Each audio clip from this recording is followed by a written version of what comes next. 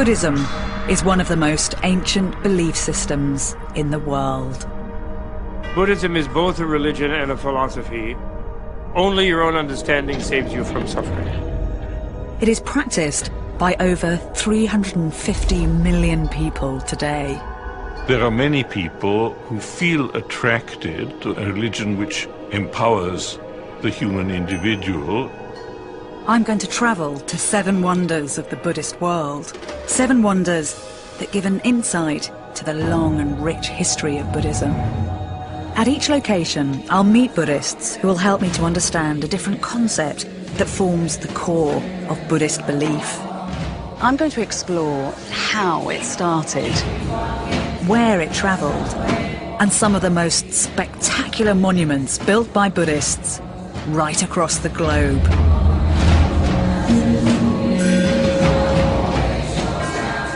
And to try to get to the bottom of the attraction of this philosophy for mankind for close on 2,500 years. Buddhism's numbers grow year on year, and I'll be uncovering why, as I experience 7 modern and ancient wonders of the Buddhist world.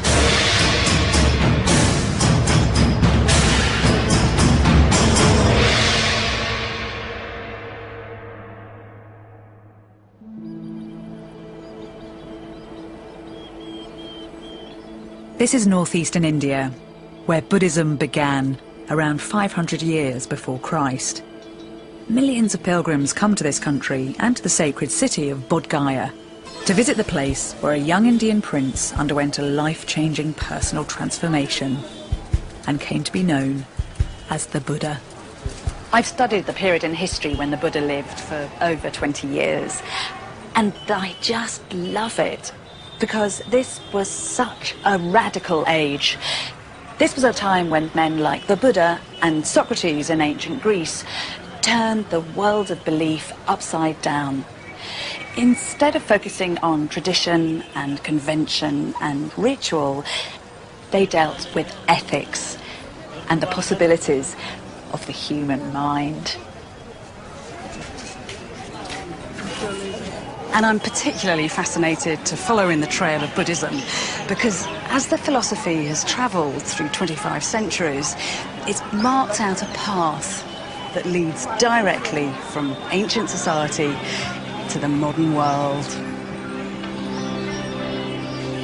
This is Mahabodhi, the Great Awakening Temple in Bodh Gaya in northeastern India, our first wonder of the Buddhist world.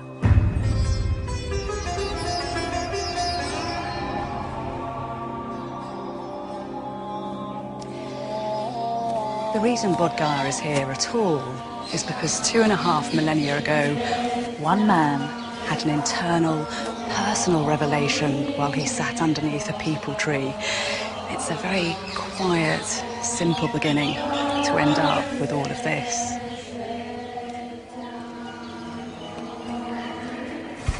That man was called Siddhartha Gautama, and we're told he renounced his privileges and family to embark on a rigorous quest. A journey to understand the inherent challenges of the human condition, sparked by the suffering, sorrow and deprivation that he saw all around him. It was a long and difficult journey. Siddhartha renounced the comforts of the material world. He meditated for weeks on end. He broke with the status quo in a region that had been dominated by the old gods for the previous 1,000 years. Finally, he achieved nirvana, what we loosely translate as enlightenment, and became known as the Buddha, or the Enlightened One. The Buddha, according to Buddhist scriptures, made his way to this spot and determined not to move until he found an answer to the world's suffering. So it was here, on one warm spring evening, 2,500 years ago, that the Buddha came to sit. We're told that all night he was tormented by demons. But then as the sun began to rise in the east, he found enlightenment.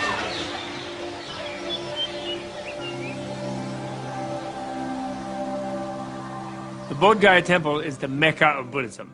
It is where the Buddha attained enlightenment, according to their belief. And the Bodhi tree, or a great-grandson of the Bodhi tree, still grows there. And so Buddhists go there to remember the great breakthrough that was the Buddha's discovery of the true nature of the universe. And inspired by the Buddha's example, you'll find visitors here from every corner of the globe, from the 90 or so countries where Buddhism still flourishes today. Bodh Gaya is one of the key sites for all Buddhists worldwide. It serves as a magnet, as a center point for Buddhists from around the world. You could say it's the place exactly where Buddhism started. I'm not a Buddhist, but if you ask anyone who's involved in Buddhism, they'll tell you that it's a very difficult philosophy to teach or to explain, and that the very best way to understand it is to experience it. And so, by experiencing Buddhism, I'm going to try to get to the heart of a philosophy that can sometimes seem complicated, out of reach. And I'll start with the 3 key principles of Buddhism, what are known as its 3 jewels. The first is the life and example of Buddha himself. All Buddhists are encouraged to model their approach to life on his.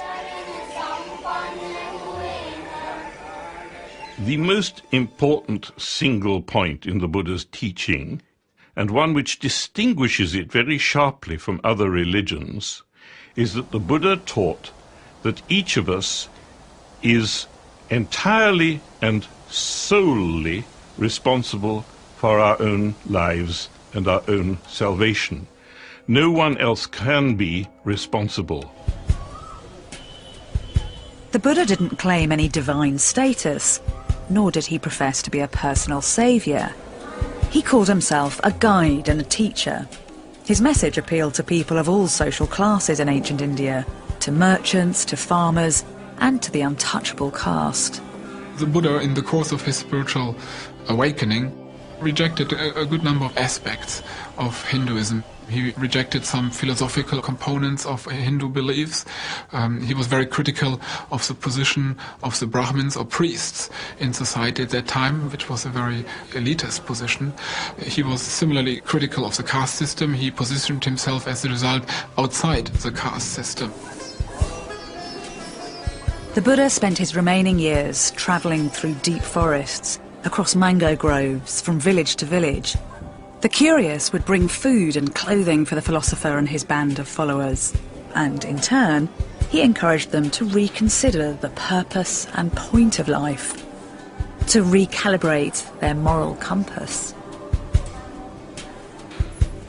Although the Buddha didn't establish a church or temple system as such, over time, the significant locations in his life were gradually turned into shrines. Originally, Bodh Gaya was just a pastoral sanctuary, marked out with a stone balustrade 200 years or so after his death. But by the 6th century AD, a full-blown temple, the Mahabodhi temple, marked the spot.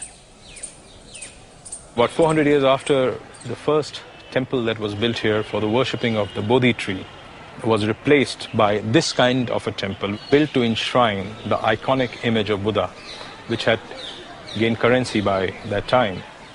The temple, particularly the Mahabodhi temple, is representative of how important Buddhist temples were and how, this idea of building a temple to enshrine statues started from here.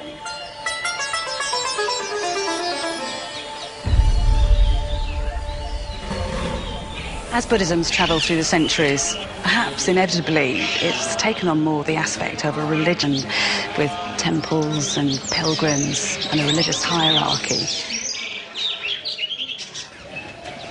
You could be forgiven for mistaking Buddhism as one of the great God-driven faiths of the world, but there is a key difference. By putting such an emphasis on a system of personal morality and breaking with the conventions and traditions and rituals of the past, in many ways the Buddha was one of those men who gave us the modern world. And although he never denied that there were gods, he simply said, You don't have to rely on the gods to make everything okay. According to Buddhist sources, having seeded a radical new world view, the Buddha died at the age of 84. His body was cremated, but his bones remained unburned. They were distributed amongst the various tribes, rulers and kingdoms who are now starting to follow the Buddhist way and who honoured its founder by building monuments or stupas over his remains. In Kathmandu, the capital city of Nepal, stands the Bodhanath Stupa, our second wonder of the Buddhist world. It was first built in the 5th or early 6th centuries AD, then rebuilt and restored a number of times, finally as this giant enclosed tomb in the 14th century. It is the largest in the Indian subcontinent, a sacred place for thousands of Buddhists throughout the world. Here at Bodhanath, I'm going to find out more about the 3 jewels of Buddhism. Buddhism consists, as far as Buddhists are concerned, in 3 things which they call the 3 jewels, and those 3 things are closely connected. The first is the Buddha, the founder of their religion.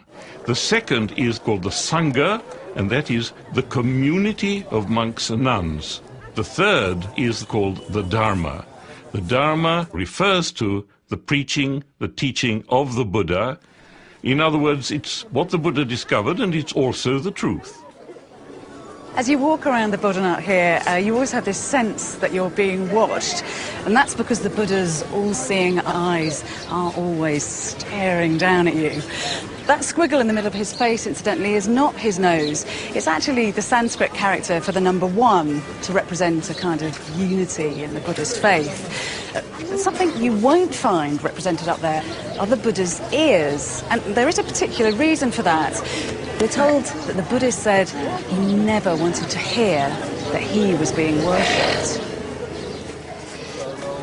And of course, that is what is so unique about Buddhism. This is a religion without a central authority figure. Instead, there's just this credo that man is his own lord and master, that mankind itself can control humanity's destiny. It's not atheistic because they do believe in the existence of sort of gods and angels and so on, but they simply don't believe that those beings have the universe under control, and therefore they cannot save us from suffering. They themselves need saving from suffering from a future time when they cease being gods and they become beings vulnerable to pain and suffering. At the Bodhanath Stupa, one of the many people who come to circumambulate and to pay their respects to the Buddha is Annie Choying, a Buddhist nun famous throughout Nepal for her sweet singing voice. She is in fact known as the Singing Nun. This is a very highly spiritual place we consider. It's a holy place. And we believe that all the great relics of the Buddhas are in this stupa, and then it holds a very special religious spot. And every people who comes around here are always reciting mantras and really focusing on meditation. They do the circumambulation, prostration, to keep the physical health healthy and the mind to be energy clean, chanting mantras as well as doing prayers. So trying to put yourself in a very good positive discipline. This is a very, very highly blessed place. Annie is originally from Tibet. Thousands of Tibetan Buddhists now live in Nepal as refugees. The brand of Buddhism here is as much Tibetan as it is Nepalese. Flexibility and diversity has always been one of Buddhism's strengths. The Buddha himself said there should be no one official Buddhist language. Instead, Buddhists are encouraged to focus on the universal relevance of the Buddha's wisdom. There are some people here who will tell you that buried deep in that stupa there's a fragment of the Buddha's bone.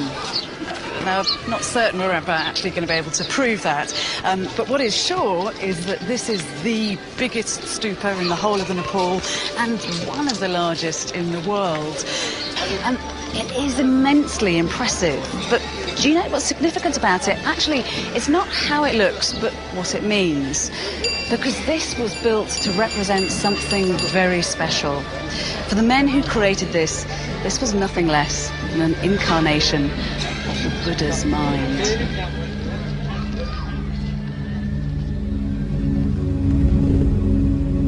The symbolism of stupa is very interesting because it takes the elements of earth, water, fire, wind, and space, different shapes that represent those, and they put them in a kind of ideal aesthetic form. And so the idea is that the Buddha's mind is the awareness that the universe is the ideal environment for a human being to achieve freedom from suffering. Around the Buddha gathered men who shared with him a common vision and goal. Gradually, this group came to be a formalised community, a body that took its name from the old aristocratic councils of the day, the Sangha. The Buddhist Sangha became a monastic tradition, comprising ordained monks and nuns, and it's one of the 3 jewels of Buddhism.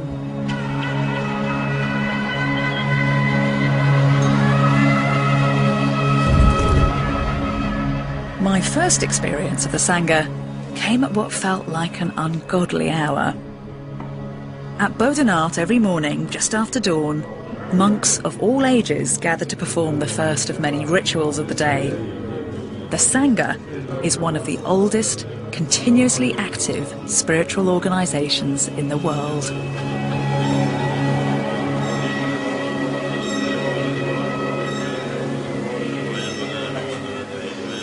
What's being recited here is a Tara Puja. It's a chant that aims to ensure a kind of liberation from suffering. And it's really interesting because Tara is thought to be a female manifestation of Buddha's wisdom, something which is incredibly potent. I mean, this isn't just an abstract idea of wisdom. This is thought to be able to be healing, to actually be stronger than medicine itself.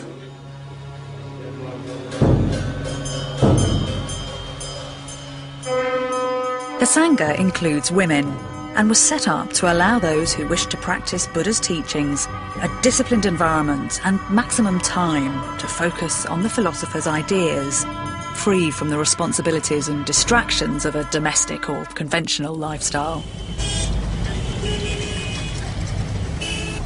A few miles outside Kathmandu, Annie, the singing nun, runs her own nunnery. It's a refuge for girls, many as young as 10, the age both sexes can embark on the life of a Buddhist novice.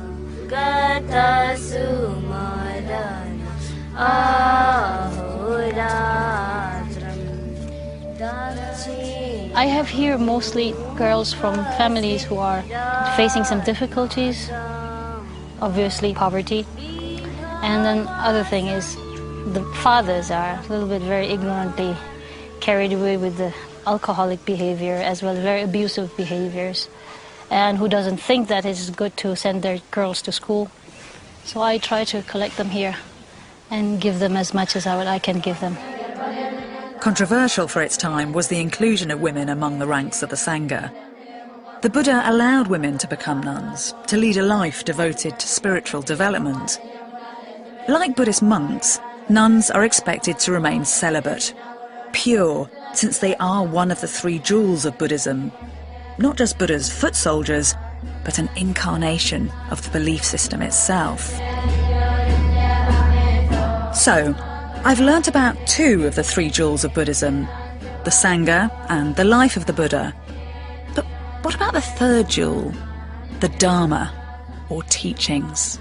You can perhaps help me out a bit. How do you describe Dharma? What does Dharma mean to you?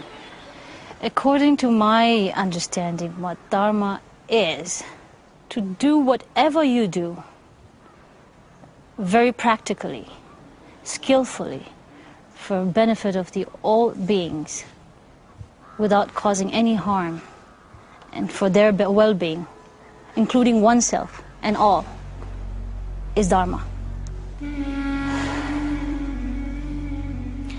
Dharma na Hindu Buddha ho, Sikh Islam na Jain, Dharma chitta ko shuddhata, Dharma shanti sukha chain.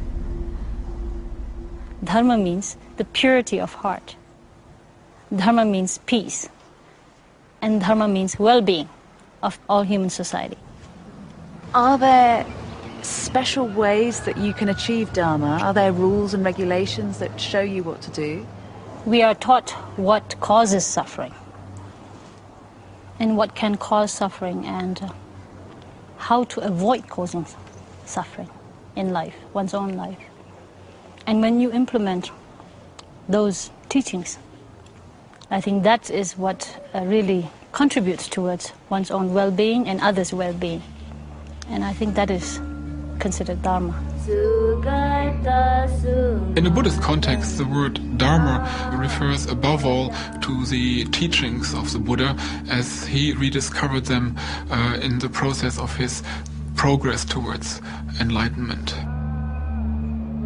The reality of the Dharma, which holds you free from suffering, is what they take the root of the word Dharma, which means to hold, and the Buddha said Dharma holds a being free from suffering.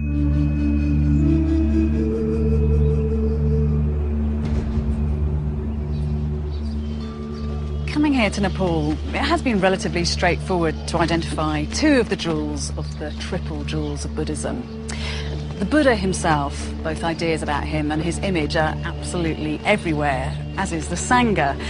Here in Kathmandu there are monks and nuns at every street corner.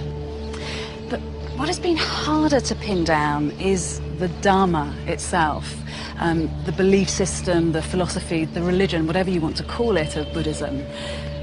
Maybe it's unrealistic of me to expect there to be one single definition for such a broad concept.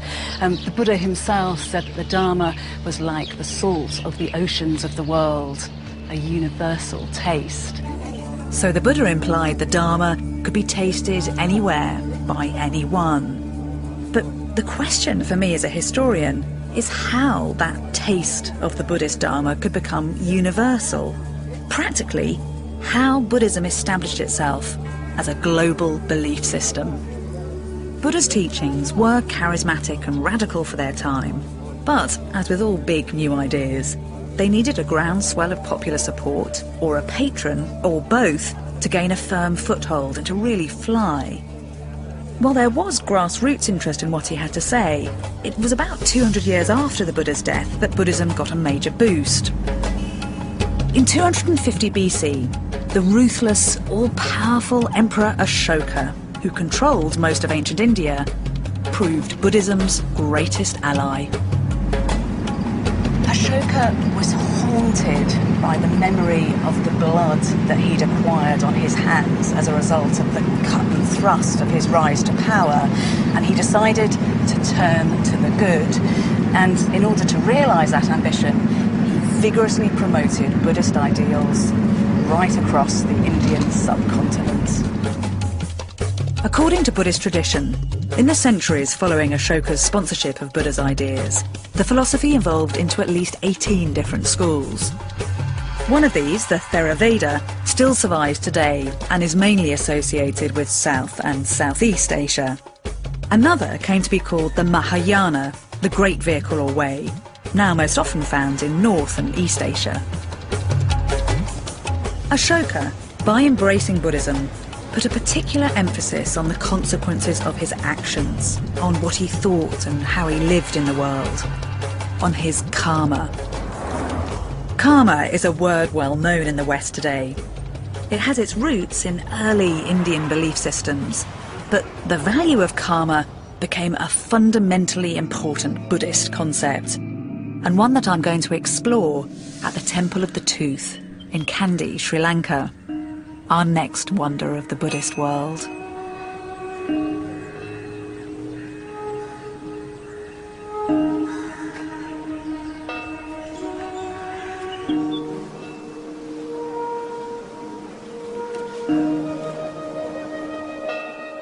Sri Lankan Buddhists believe that the tooth relic was brought to their country around 300 BC. Safeguarding the relic became the responsibility of kings, and over the years, the custodianship of the relic came to symbolise the right to rule. The Buddha is said to have given two legacies to future generations. The body of his teachings, the Dharma, and also relics of his physical body itself, which are now scattered in shrines right across the globe. And one of the most precious is kept in here, in the Temple of the Tooth. That relic makes the presence of the Buddha more graphic to people, so it gives them a power. Actually, many Buddhist temples around the Buddhist world have little relics, a piece of bone or something. Just like in Europe, you have relics of the saints. So it's a way of making the person's presence feel more immediate. That gives the temple more power as a magnet to draw the worshipper. The shrine stands right at the centre of a paved courtyard. The ceiling is decorated with moonstones and floral designs. There are ivory reliefs on the doorways.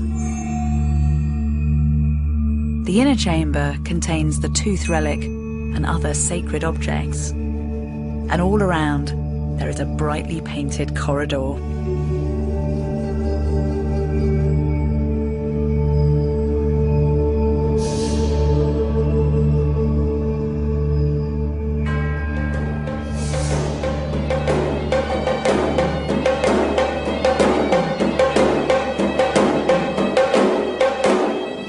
Monks conduct daily worship in the inner chamber of the temple. Rituals are performed at dawn, at noon and in the evening. The tooth is in this upper chamber in a casket of gold and is only revealed to a chosen few. The sacred relic is symbolically bathed with a herbal preparation made from scented water and fragrant flowers. This holy water is believed to contain healing properties and is distributed among those present. Once a week, mothers gather at the temple with their babies. All these little babies are waiting to be taken in to be blessed by the priest so that they have Buddha's power with them for the rest of their lives. They're given a little white piece of string to wrap around their wrist, which shows that the Buddha is with them from now until they die. And it's thought incredibly important that they get the Buddha's blessing right at this early stage, because everything that they do from now on, all their intentional actions, what they think, what they say and what they do, their karma will affect how they are then reborn in the next life.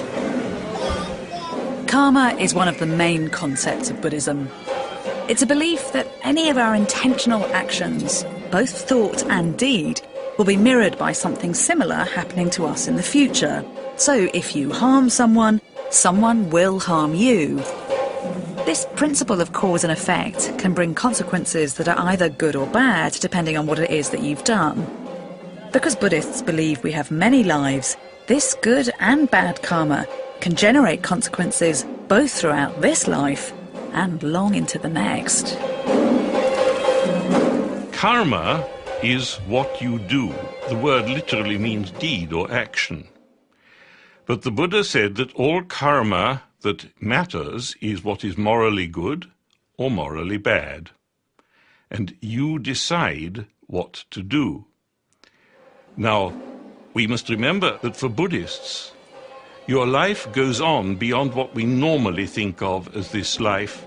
In fact, you are reborn an infinite number of times until you manage to bring that to an end.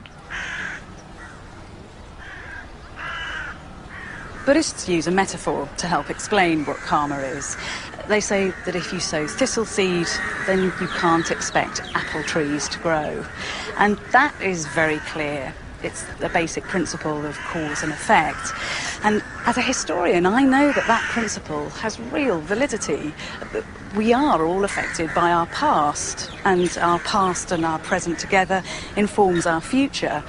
So when the Buddha said that we should be mindful of our intentional actions, of our karma, and that our highest authority is our conscience, then he was making real sense. And he was also clarifying something about what it is to be human.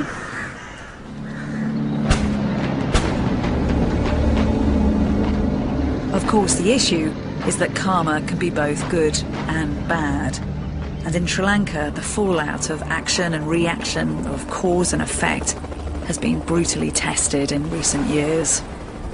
For nearly 3 decades, the country has been locked in a violent civil war, in which close on 100,000 people have been killed. Sri Lanka is only now emerging from this debilitating conflict between the Hindu Tamil minority and a Buddhist Sinhalese majority. The Temple of the Tooth was badly hit and partially destroyed during the war. It's now been fully restored. Buddhists believe this cycle of death and destruction can be broken. They assert that by following a certain path, it's possible to break out of a continuous round of life and death and rebirth, which in Buddhism has a name: samsara. And samsara is the concept I'm going to investigate now, as I move to the next wonder of the Buddhist world.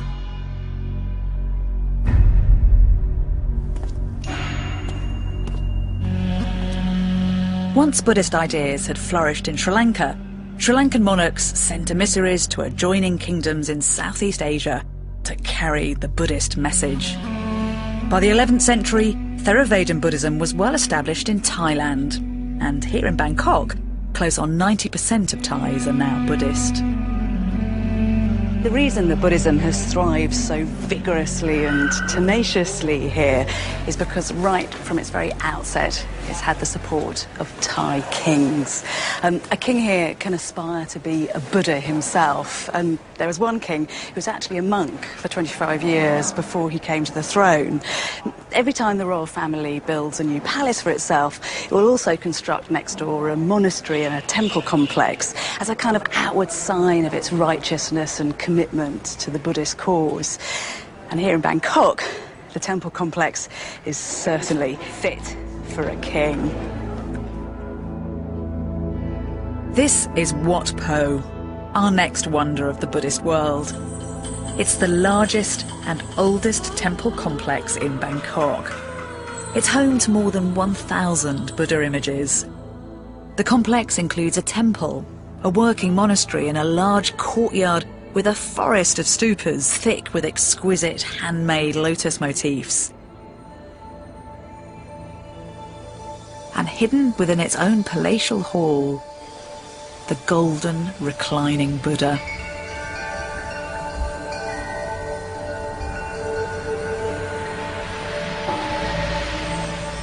The gold Buddha is 141 feet long and 49 feet high.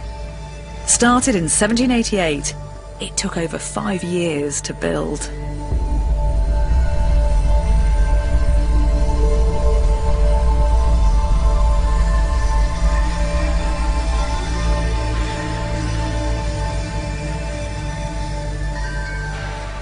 This is one of the most stunning, gobsmacking works of monumental art I've ever seen.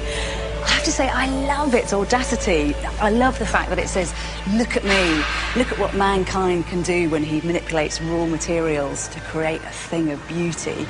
Because here there are thousands of fragments of mother of pearl used and 153 plates of gold. But what it doesn't seem to me to say is that this is an incarnation of the middle path, that essential Buddhist notion that extremes and excesses should be avoided at all costs. Because there's no doubt that this is a thing of opulence. It's enormous, it's gorgeous, and it's very sensuous.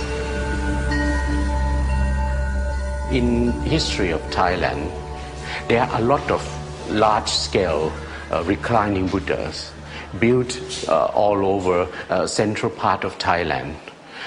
Because to build reclining Buddha, it's not a very easy process.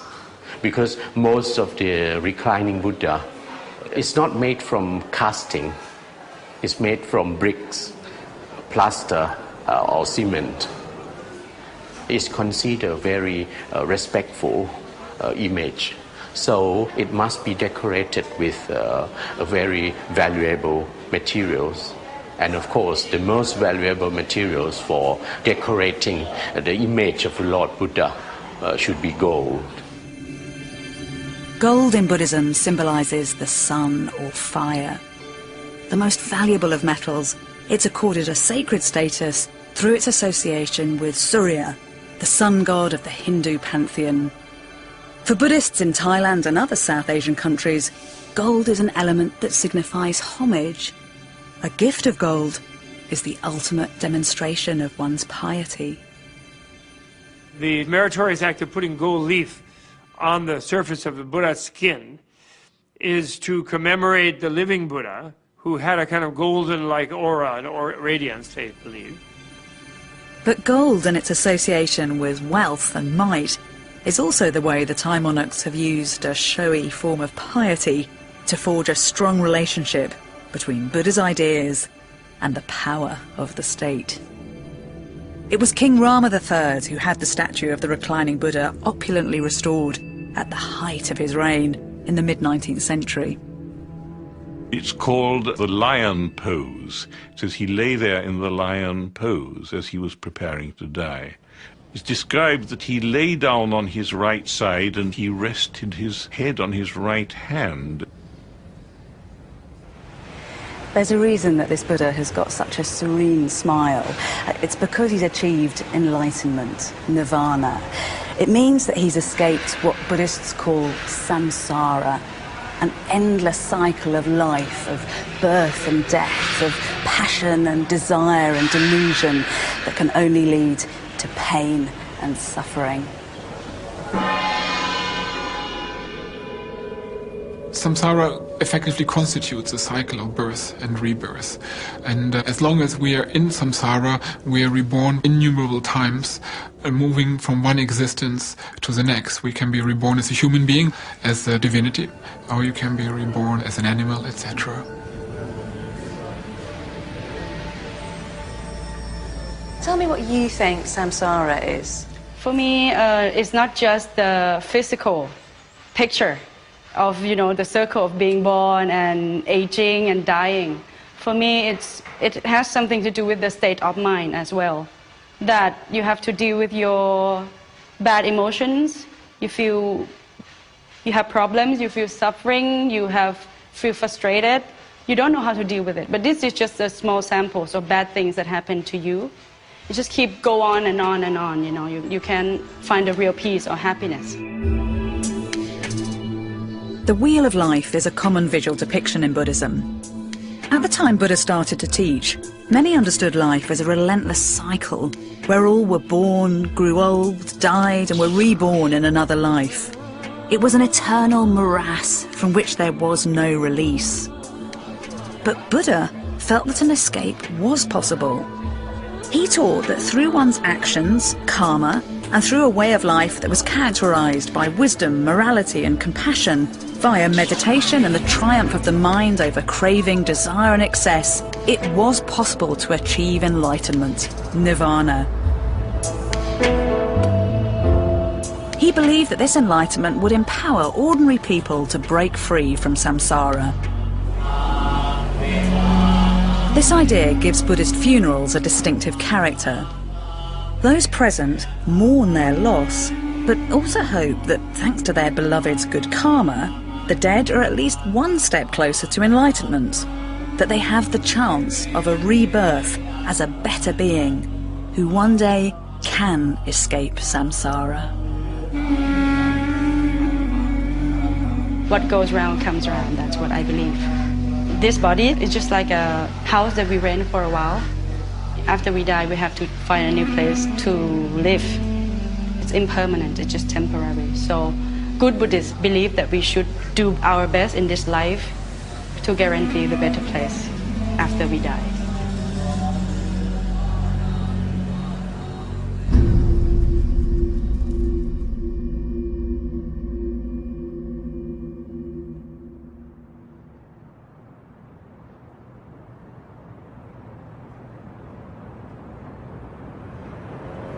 Buddhists say that there is only one certain way to break free from samsara, to eliminate the desires and the passions and the distractions of everyday life. Now, of course, that is very easy to say, and it's very hard to do.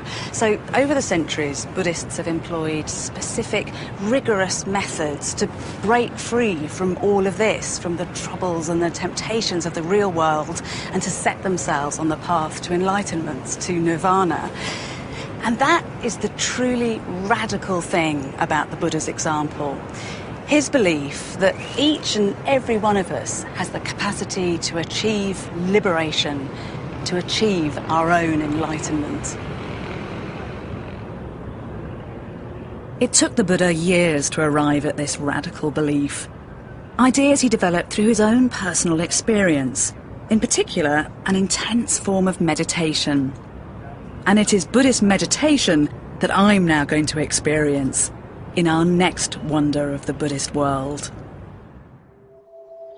Buddhism continued to spread throughout the medieval period. Come the 13th century, and Buddhism was flourishing in the Khmer Kingdom, modern-day Cambodia.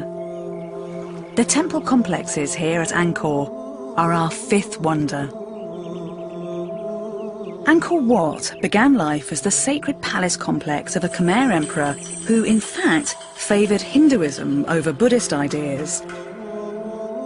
These aren't just buildings, but have a grand ambition. The whole complex is said to be a symbolic representation of Hindu cosmology.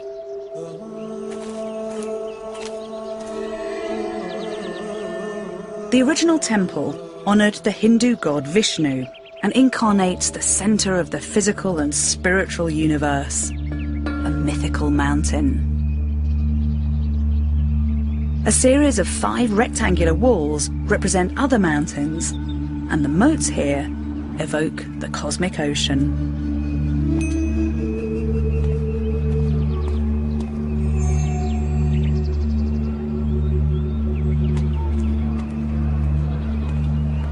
This place reeks of a combination of earthly and divine power, and of the close-knit relationship between gods and kings.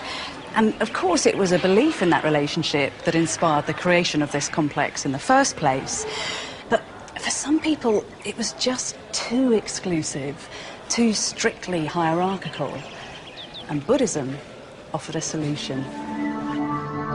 It was the Khmer Emperor Jayavarman VII who converted to Buddhism, and his regime marked a clear dividing line with the old Hindu past. Before 1200, art in the temples mostly portrayed scenes from the Hindu pantheon. After his conversion, Buddhist scenes begin to appear as standard motifs. During his reign, there was a focus on building libraries, monastic dwellings, public works and more earthly projects accessible to the common people. So history in Cambodia takes a humanist turn.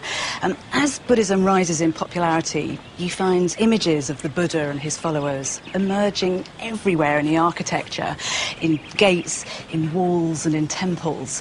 So now, Angkor is showing the world a more human face. The Angkor complex is a prime example of the classical style of Khmer architecture. By the 12th century, Khmer architects had become skilled and confident in masonry, facing the monuments with intricate sandstone blocks. Angkor Wat is famous for the harmony of its world-class design.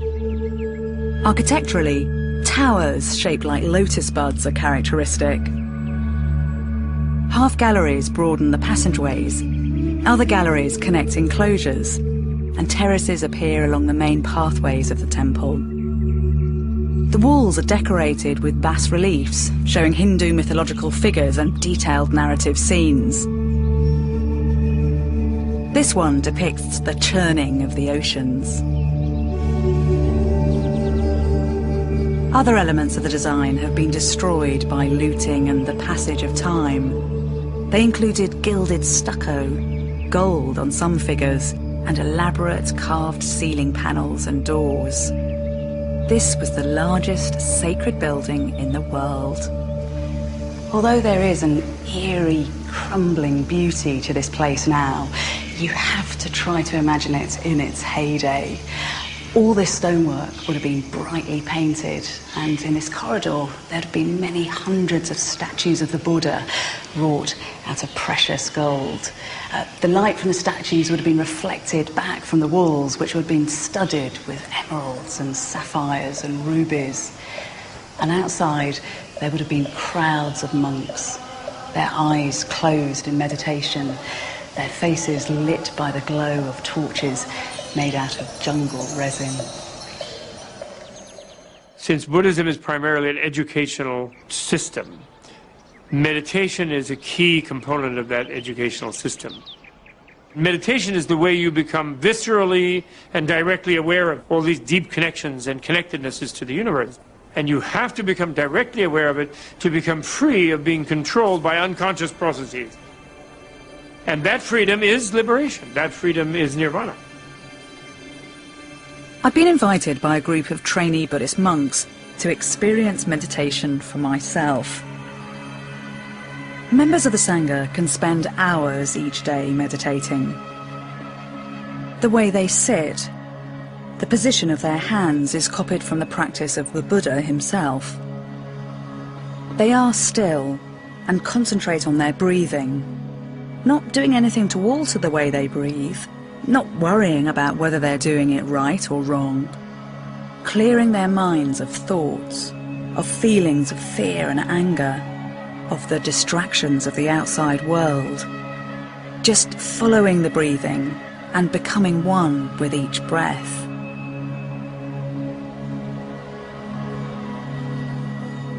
I can't say I've managed to completely block out the sound of the world going on.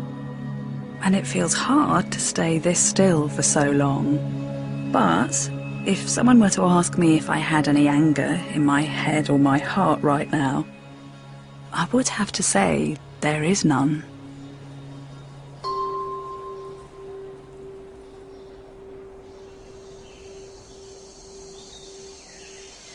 The Pali Canon advises that there are particularly good places to meditate.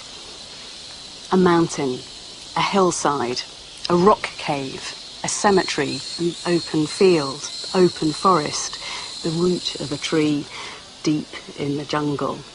And this place certainly fits some of those criteria. But I have to say, I think I'm probably going to carry on meditating in my own sweet way for a while. I'm not quite ready yet to do the deep breathing and the lotus position. But still, I have huge respect for the practice of meditation. Not least because it is a firm vote of confidence in the power of the human mind. It suggests that in order to transcend the difficulties of this world, we don't just need to appeal to a higher divine authority, but can look to our own consciousness. Well, certainly the people of Cambodia have had more cause than most to find internal resources to deal with the troubles that the world has thrown at them. Cambodia has suffered some of the worst violence and genocide of the last century. Between 1968 and 1976, over 3 million Cambodians were killed in the war that engulfed Vietnam and other countries of Southeast Asia. This was then followed by the terror and genocide unleashed by the Khmer Rouge, a communist movement that ruled Cambodia for 4 years. The Khmer Rouge dealt particularly viciously with Buddhism. Thousands of monks were slaughtered and monasteries were destroyed, and if people tried to hold on to their beliefs, they were often tortured and killed. But gradually, as the nightmare is beginning to fade, Buddhism is finding its feet here again, and when you come to Angkor, you'll find little active shrines like this tucked away into corners. In Cambodia, Buddhism is slowly reasserting itself. This country, which had experienced such horrors, is now peaceful, and Angkor, which had been brutalized by the Khmer Rouge regime, is now a world tourist site once again. It's been very moving coming here to Cambodia, because this place has been the home to the most dramatic twists and turns in the fortunes of Buddhism. For centuries, Buddhism was the philosophy of choice for both the kings and the people. And then, thanks to the horrors of the Khmer Rouge, there was a chance that it was going to be eradicated virtually overnight. But gradually, gently, it is now making a comeback. And there's even a possibility that this place, which was once the biggest and most active Buddhist complex in the world, could be that again sometime in the future.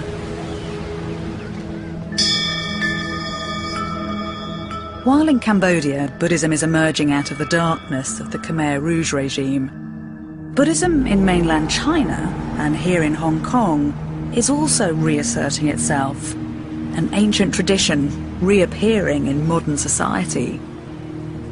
Buddhism is on the rise once again, partly perhaps because its positive attitude feels well suited to an emerging superpower. Particularly popular is the Zen form of Buddhism.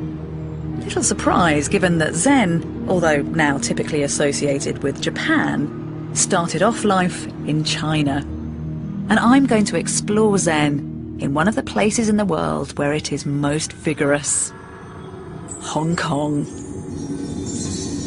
Our sixth wonder is the giant Buddha that overlooks this great Asian city.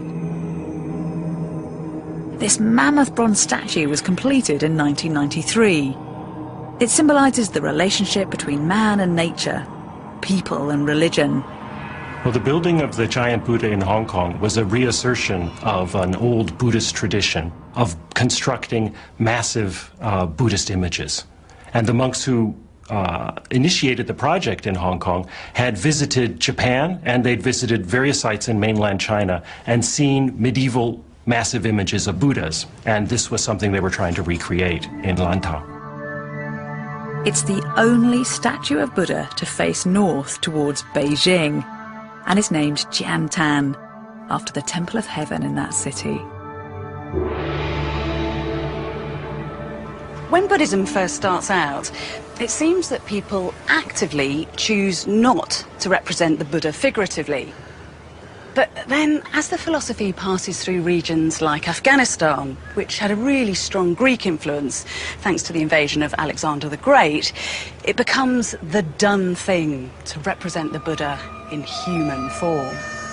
Now, once the belief system enters China, a new tradition gains popularity, not just to represent the Buddha in human form, but to do so on a monumental scale.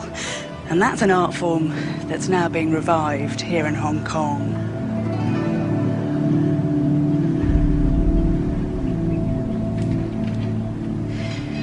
Everything about this statue means something. The Buddha is sitting in a lotus position, which shows that he was like the beauty of a lotus flower emerging from the muddy waters of a pond. His face is that beautiful round shape, which is supposed to be a reflection of the perfection of the moon. And his head is domed, which tells us just how wise he is.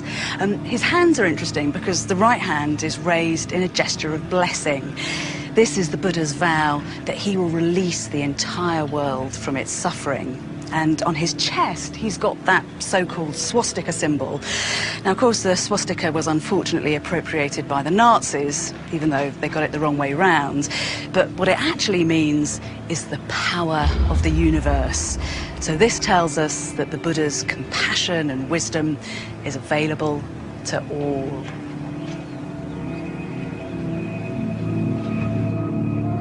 The Buddha statue sits on a lotus throne on top of an altar. It's surrounded by 6 smaller bronze statues. They're shown offering gifts like fruit and incense, gifts that symbolise different aspects of Buddhist philosophy, all virtues which are necessary to achieve enlightenment.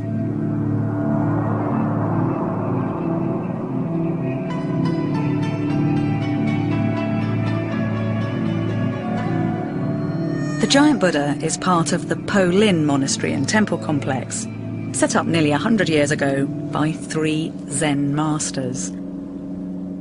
Zen has developed as a part of Mahayana Buddhism, the school of Buddhism practiced in China and other northern Asian countries.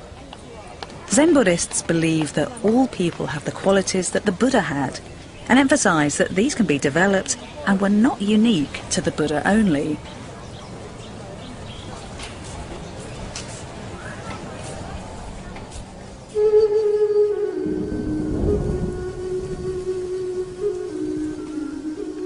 The aim of Zen is to discover this quality within each person through meditation and practice of the Buddha's teachings.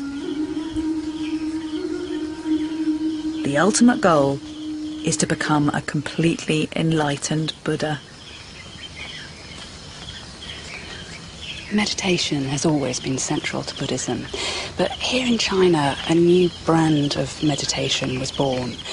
It took its name from a Sanskrit word, dhyana, which is actually very hard to translate, but means a kind of alert, productive state of mind.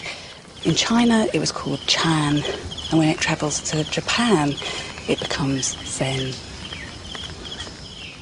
It's a school of Buddhism which lays enormous emphasis on certain kinds of meditative practice.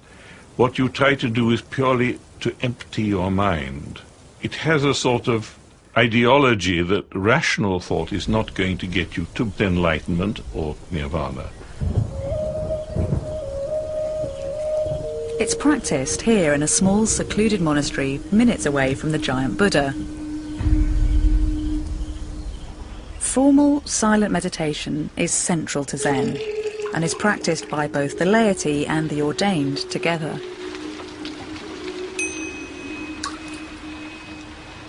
Some people find the concept of Zen quite difficult to grasp. So how would you define it?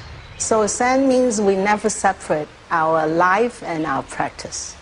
Zen is like 24 hours when you are standing, sitting, walking, lying down. So never separate, our everyday life and our practice cannot separate. It's not two things. Zen also means inside, our mind, and outside the object. Inside, outside, boom, become one. That's Zen.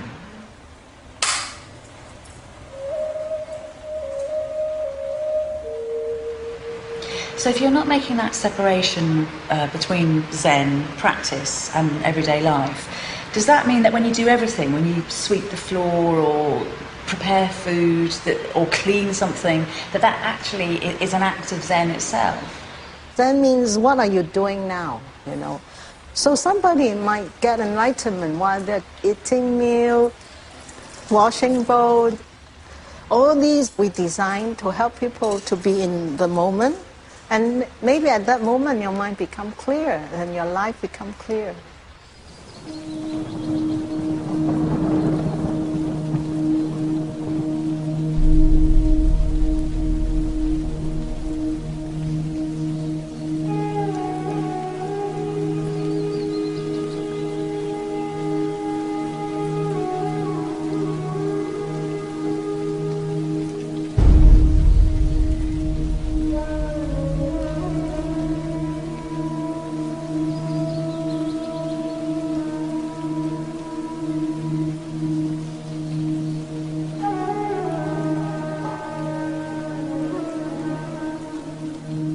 This is called water bowl meditation, and the purpose is to carry the water without spilling a single drop.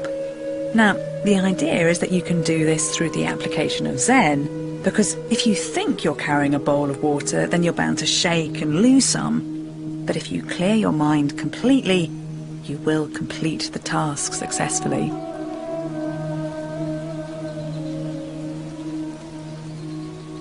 In the West, a lot of people have heard of Zen. It is something that's quite popular.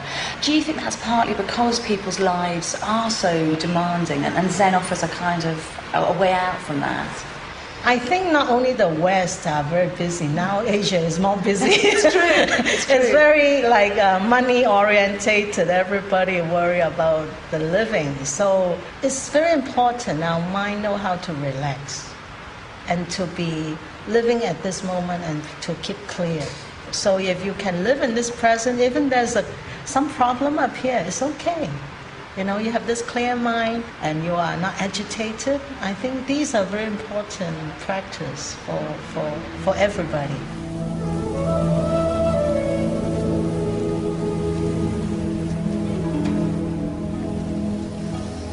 Zen practitioners today don't like to use specific words to limit what Zen is, but if you want to find a definition for the practice, probably as close as you'll get, is that this is something that really believes in the power of intuition and in a kind of productive simplicity. And I can see that cherishing intuition, living for the moment, living day by day with a clear mind, is a very productive way to spend your time. Perhaps it explains why, of all brands of Buddhism, Zen has become particularly attractive to those who live in our demanding 21st century.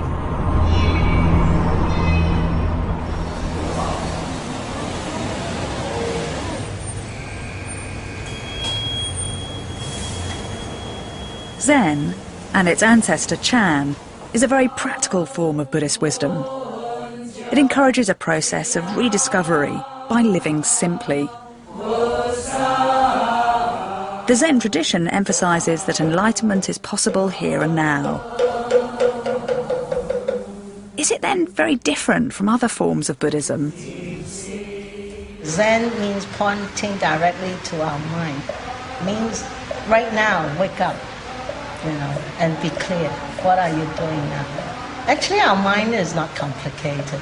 It's our thinking make our life very complicated. So Zen is a tool to help us to bring back our mind to our everyday life and be simple. Zen, like all Buddhist practice, turns philosophy into a tool to help in day-to-day life.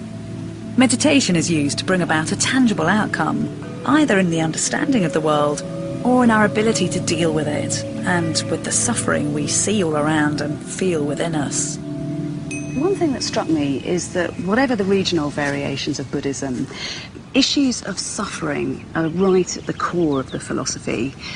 Now, that is really interesting because, in general, over the last 2,500 years, cultures of the East have actually been very unabashed about suffering, but they don't mind putting it centre stage. Whereas in the West, these are issues that we can sometimes try to brush under the carpet. In the modern age, for instance, we've been accused of trying to cheat death itself. But just look at that statue. There's the Buddha promising to deal with all the suffering in the world. So it does make you wonder what future Buddhism has as a global belief system. What's going to happen when ideas of the East, which put suffering to the fore, start to take root in the West?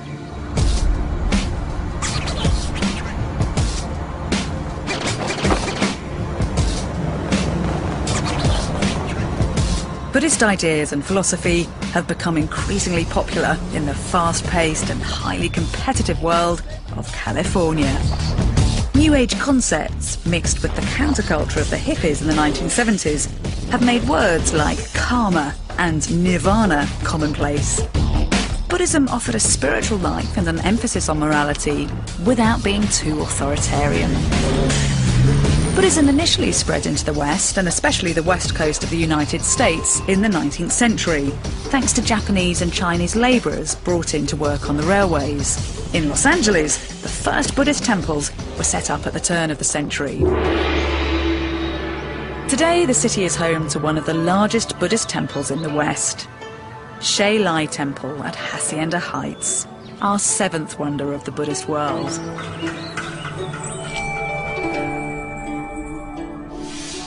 Here I'm going to try to understand what has to be the most important Buddhist concept, the ultimate goal for Buddhists: nirvana.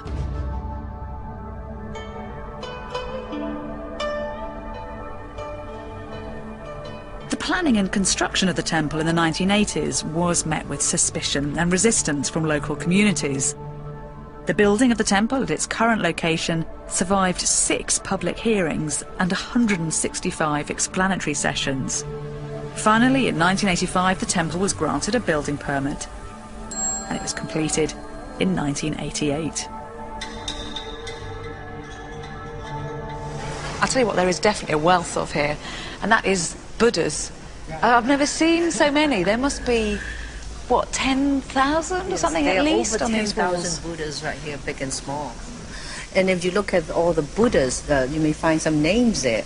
It's a Chinese practice that the people make an offering, and then to have the name of the family there is their Buddha.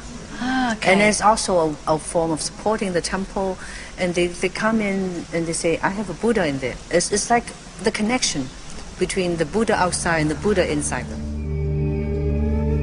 One of the American Buddhists who come to the temple is Mario C. He became a Buddhist 6 years ago. There are some who'd say that the attraction of Buddhism for many Americans is that it's pleasingly mystical, it comes from the East, but at the same time it ties in with a kind of anything goes materialist lifestyle. How do you speak to that? I don't mean any disrespect by this, but I have some friends who use Buddhism and Eastern religion, Eastern philosophy, and they sort of mix it up with New Age. And that's okay. If it works for them, that's fine. But my concern is that it is that sort of anything goes. You know, it's a free market in spirituality, so whatever I'm saying or thinking today is fine. Because we have these core teachings in Buddhism, it keeps us in check. So we don't sort of go into anything that if it feels good, it's okay. We're really trying to avoid that. This Buddhism gave me a discipline without the necessity of a God to reward me or punish me. There has been a tenfold increase in the number of Buddhists in Europe and America over the last 40 years. Most observers put the figure at between 2 to 3 million practicing Buddhists in America, with the number of Buddhist sympathizers estimated at over 10 million. The Shailai Temple is one example of the modern expansionism of Buddhism.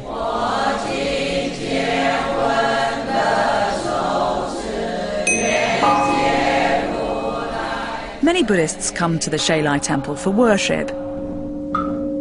Others come to practice meditation. In the West, there's recently been great interest in yoga, simply as a way to keep fit and as a form of meditation. Yoga has its roots in Indian traditions that predate both Hinduism and Buddhism, and it's sometimes used by Hindus to assert mind over matter. For Buddhists, yoga's key purpose is to achieve personal enlightenment. It is a very ancient philosophy, Buddhism, but in some ways do you think it's very suited to American life? Because it does have this kind of can-do attitude. It's very suited to America. One reason is that we've been materialistic. We're known for it. And I found in my experience it doesn't get you to where you want to be. And I can't believe that I'm alone in that. I can't believe that. It offers reasons why that is. I'm sure other people like me who can't understand why all this stuff didn't make them happy would be looking for something else. So I'm not surprised that it is popular. It's not against any other religion, and it's not against science. It's very in line with everything. The temple then offers American Buddhists lots of reasons to visit. But if you're a devotee of Buddhism, then one of your main motivations for coming here is to seek enlightenment, nirvana. Now, I'd love to be able to tell you that I've got a textbook definition for what nirvana actually is. But considering the Buddha himself said that it was beyond words, beyond logic, I suspect this is going to be quite a tricky concept to pin down. Nirvana certainly is a state of mind, and it's a state of mind in which you have abolished strong emotions of very much wanting things, or very much hating things, or being confused. It's a state of mind which you attain, and at that moment and thereafter you enjoy a kind of blissful calm. And that path, is the end of that path nirvana? Is that your goal? Yes, nirvana, enlightenment, full understanding, awakening, those are all terms that are very similar.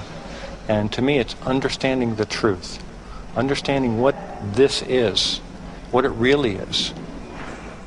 How confident are you that nirvana is a goal you're going to attain? I am cautiously optimistic. How about that? There are people that say that it's very possible. And these are people that are very smart people, and I'm following their advice, and I think it can be done. I think it can be done. Like so much in Buddhism, Nirvana clearly has to be experienced, not explained. But for Buddhists, the journey to get there, the path you take, seems to be as important as the arriving. Buddhists will tell you that Nirvana has no fixed point in time or space.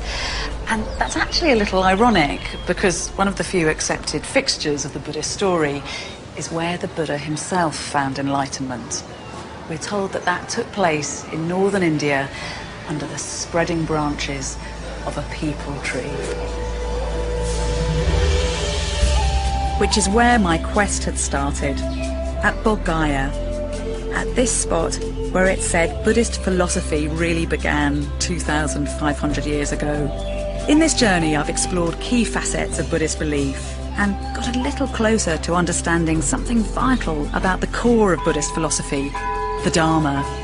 The Dharma is simply the way the world is, and we can all best live our lives if we follow a path that allows us to deal with the world as passionately, as compassionately, as positively, and as wisely as possible.